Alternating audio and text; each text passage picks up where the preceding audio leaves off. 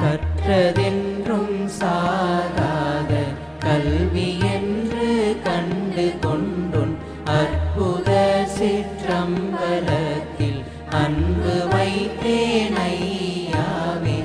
ஈடனைகள் நீக்கி நமக்கின்பளிக்கும் என்று மன்றில் ஆடும் திருவடிக்கே ஆசை வைத்தேனையாவே. ஆடும் திருவடிக்கே ஆசை வைத்தேன்